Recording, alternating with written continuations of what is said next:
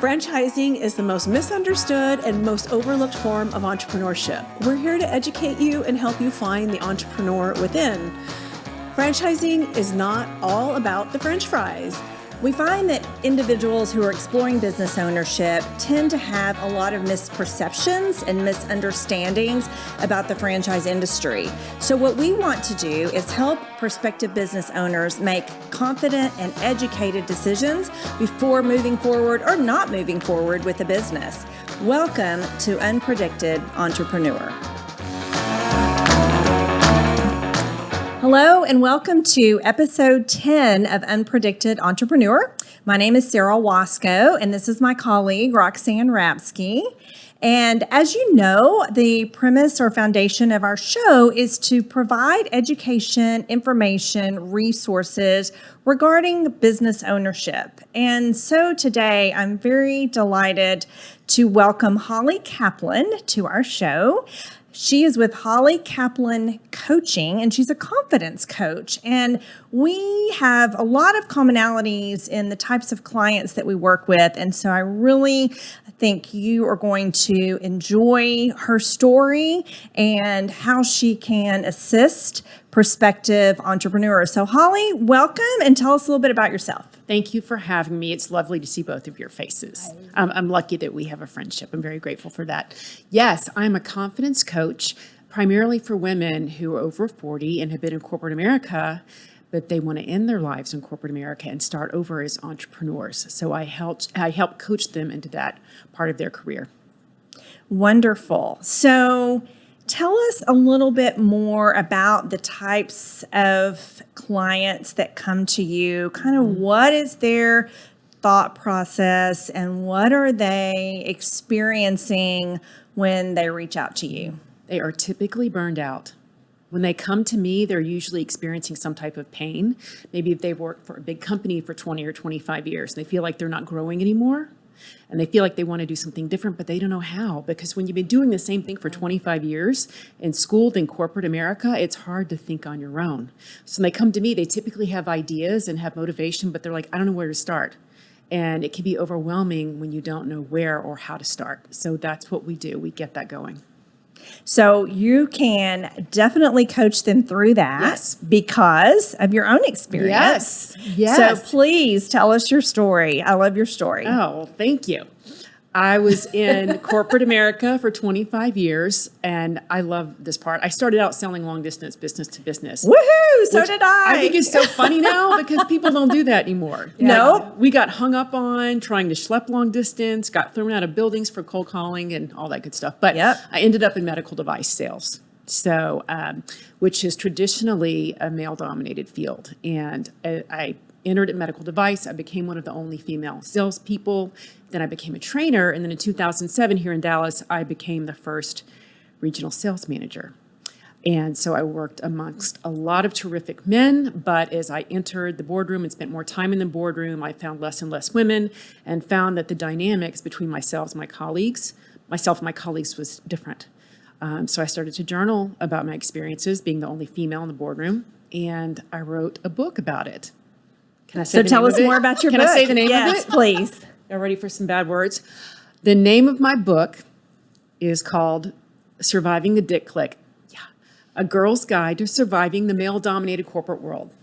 So it's just a quick guide, and it has my experiences in it, my lessons, and my rules for other women, because when I wrote it, I figured other women coming up the ranks would have the same experiences, and I wanted them to know how to handle it.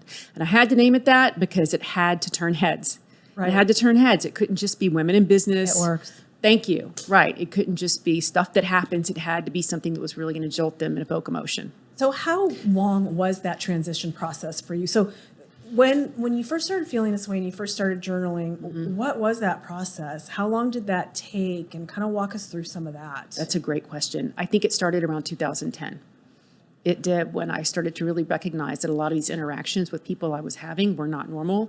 They weren't typically the way I would communicate. I'm a collaborative thinker. I'm a collaborative doer. And in my experience working with people on my team, it wasn't like that. There was a lot of bullying, shaming, and ranking. And it took me a while to absorb that I didn't really understand it. So come 2010, that's when I started journaling and started thinking the way of managing people like this and treating each other is not right.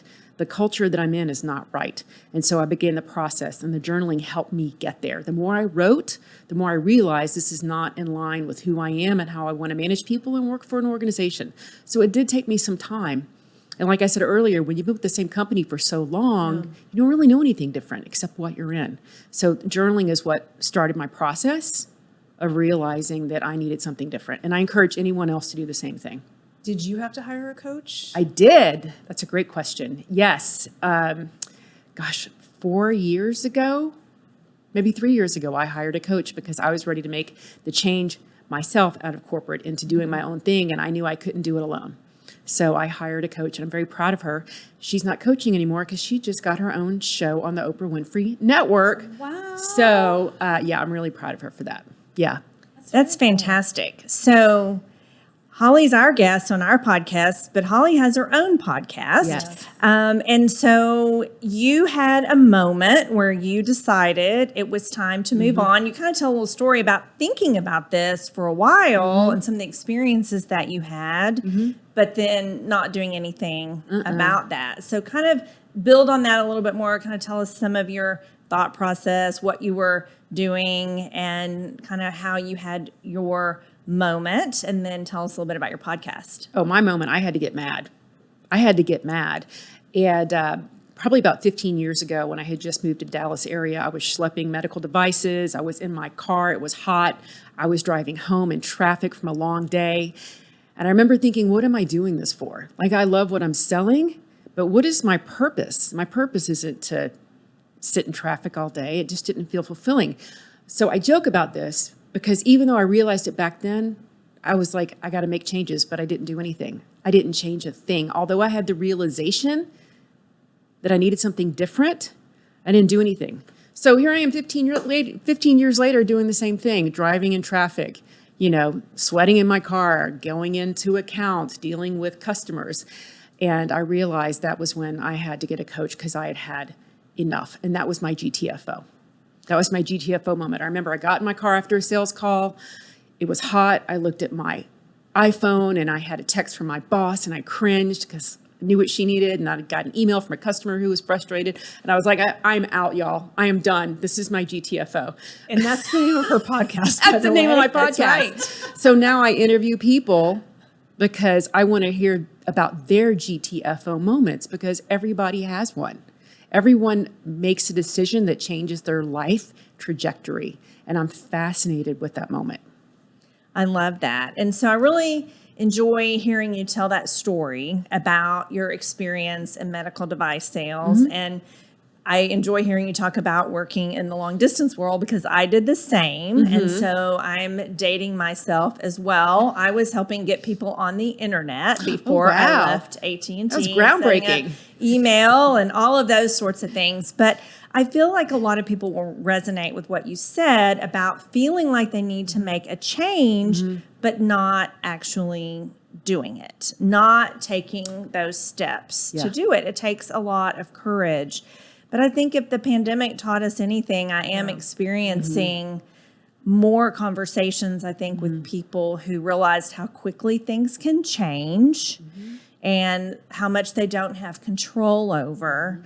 And so whether it's getting out of something or maybe going into something else or expanding income streams, diversifying, trying something new. I think there's a lot of those thoughts are on people's minds right now. Are you hearing that from the clients that you work with? All the time. Okay. And it's funny because it's run its course. At the beginning of the pandemic, we were talking about this kind of stuff, like people need to make change, but they were still waiting to see if they were going to be hired back by their company or find a new job. And here we are 18 months out. And now they're like, oh my God, I have got to do something because I have to be able to rely on myself and not anyone else. Yes. For my income and my career. So yes, most of my clients are in that exact position. Do you feel like most people that come to you have an idea of what they want to do on the other side, or do they just come to you and they're like, I just know I need to get out and I have no idea? And when they have no idea, do you have tools to help them try to figure out what that is? I love that question. I love that question because I get both. I have individuals who come to me who have an idea, but don't know how to get started. And I have a program for that.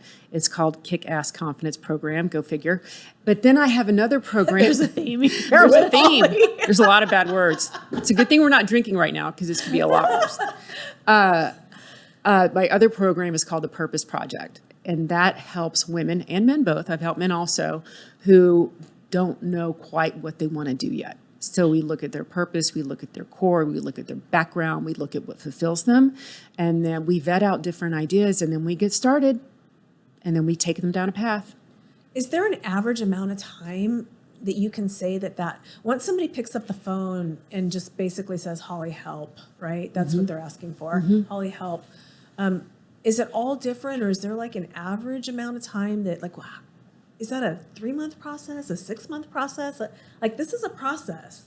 From when they inquire about it to getting started, or from when they start to finish? When they inquire about it to getting started. Probably typically the next week. Typically they're at a point where they are so ready to make changes that they're just ready to pull the ripcord. They're like, when can I get on the schedule? Yeah. And then Wow. once they're in process with you, Yeah. how long does that take? But another good question. The Purpose Project is 8 weeks where we kind of redefine where they want to go. And the other one, which is Kick-Ass Confidence, is 12 weeks. So that one's more in depth. Yeah. That one's more marketing. That one's more logo. That one is more getting the darn thing launched. Gotcha. So you have weekly calls with your clients, I assume? Absolutely do. Yeah. Yeah. We have a set call every week for an hour, and we review what the client did the week before, where we're going, what we're doing, what held us back, what's working for us, what's not. And then we set 3 more goals for the next week. So we're always moving. We're always moving forward. There's accountability. Yeah. Absolutely. Which is what most of us need. I know. Absolutely. Look, I do too. I have to have a coach also because we need to help each other. Yeah. I think that really plays into the whole just thought process of making that commitment to leave. Yeah.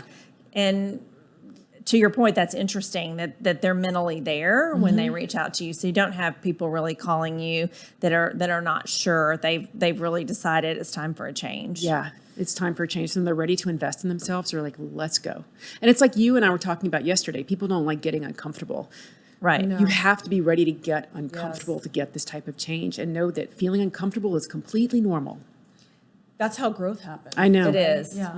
So what are some of the biggest challenges that you think that your clients end up facing through this process? In the beginning, it's limiting beliefs all day long, all day long. The reason why they haven't started their businesses yet or approached ideas is because they have limiting beliefs, meaning they feel like they can only do so much, or they're not good enough, or someone in their work history said they weren't smart enough or didn't reach a goal. So they come to me thinking they can't do things. So we have to work on those first, because if you're going to be a business owner, you have to overcome the way you think about yourself. So there's so true. that. Yeah, there's that. And there's also, so Sarah and I referred to that as head trash. Yeah. But there's also well-meaning friends and family Mm-hmm. that can either help us or Not. Can't listen to the naysayers.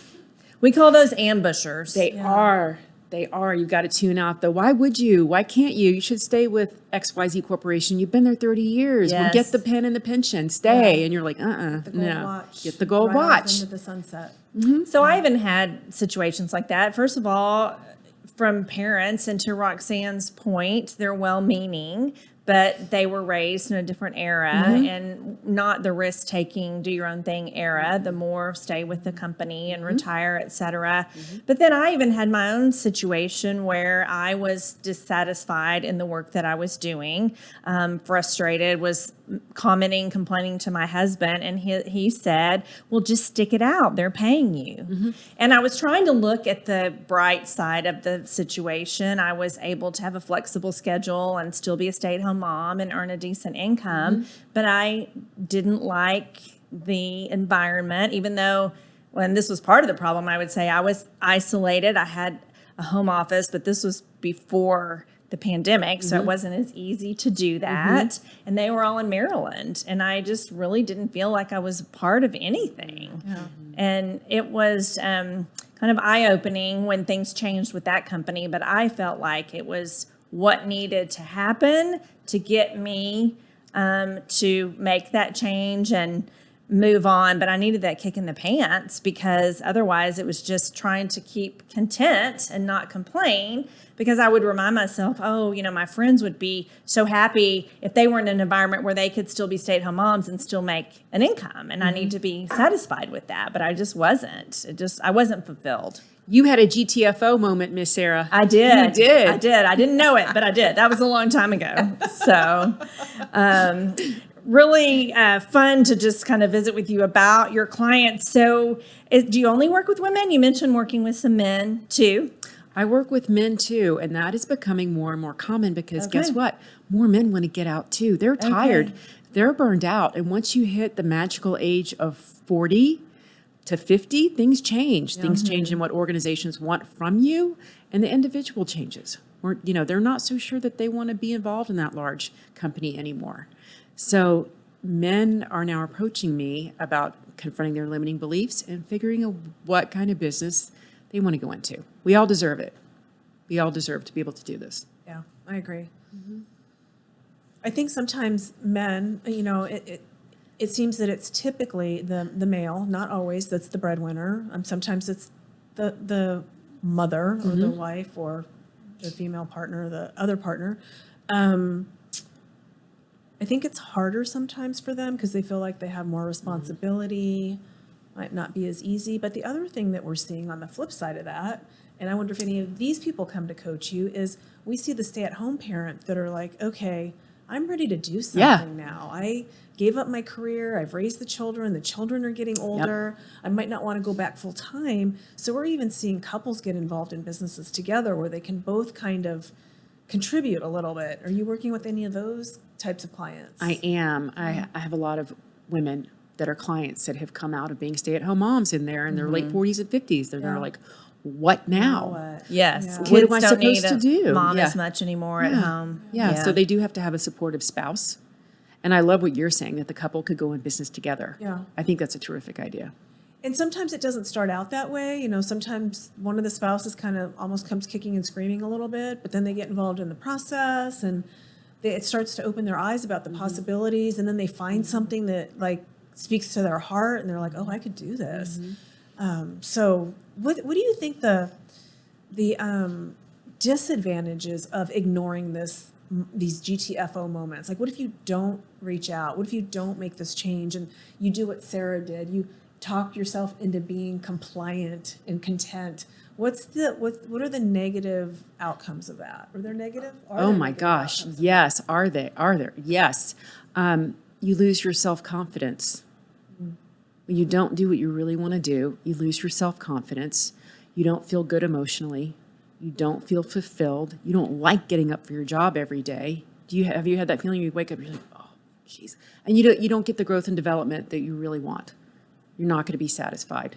You're going to be a lot happier if you do make those changes. I advise my clients to make a list of things that will happen to them if they don't make those changes. Oh, that's great. Because I want them to feel like what it's going to feel like for the next 10, 15 years if you stay in what you're doing right now. How are you going to feel? What's it going to do for you? What's it not going to do for you? Well, I think we talked about this yesterday a little bit too on the story about trying to just be content in my situation and what I had. Then things changed and it was not a place that I should be staying. They cut my salary in half. So it was a way to avoid unemployment, but then decide, we don't really need her anymore. So they cut my salary in half. And I thought, I'm better than this, but I needed that confidence. Yeah. So I thought, well, I'll go look for another job. I didn't know what kind of business I would own, like many of our clients. So I was going to go look for another job. Well, at the time I was in my late 40s and I thought, okay, well, I can stay here for another 2, 3, 5 years. But kind of what you're saying, Holly, like what's going to happen after that? Am I going to be satisfied in that amount of time, or am I going to be in the exact same place that I'm in now? And that was really my aha moment, if you will, because then I was thinking, well, then I'll be over 50. And back then 50 was kind of the magic number. I don't know that it necessarily is anymore, but I thought then I'm not going to get a job. And so if not now, in terms of going into my own business, which at that time that I made that change was FranNet back in 2012. If not now, then when would I do it? Like, when is a better time for me to do it? Right. And there's no perfect time. There's not. We have these conversations with our clients. If you're waiting for the moon and the sun and the stars and everything to align correctly, it's never going to happen. There's never a perfect time. I mean, I've had clients that are having babies and starting businesses at the same time. I mean, you just figure out a way to deal with it because life is going to happen to all of us, no matter what's going on. There's never like a calm, like where the seas just, there's no waves in the sea, right? One day the waves just stop coming, right? It just doesn't happen. Yeah, and I think a good analogy for that is when families are deciding if they want to have children. You look at it on paper and you think, does this make sense? And can we afford it? And how is all this going to align? And Or you just wake up one day and realize, uh-oh. that happens too. Okay. We get that. Yeah. Yeah. And probably people don't wake up one day and go, uh-oh, I'm buying a business. But maybe they do. I don't know. But just to the point of if you do try to plan and make everything fit perfectly in its own little box, to Roxanne's point, the waves are just not going to stop. Life is going to continue. And one of the decisions that you have to make is I'm going to make this work. Doesn't matter what's thrown at me. I'm going to put my effort into this. I'm going to grow this business and I'm going to figure it out. Very true. Is there, if someone's listening to this, whoever's listening to this right now, if someone's listening, they're thinking, gosh, that's really resonating with me. Are there one or two things that you, like tips that you would give someone or books to read, like some type of advice to get them between feeling the way that they're feeling and picking up that phone and making that phone call? Is there something that you could? I would have to go back to what I said before, and that's make a list of the things that will happen to you if you do not make changes. Okay. And that's when you need a coach. That's how you know.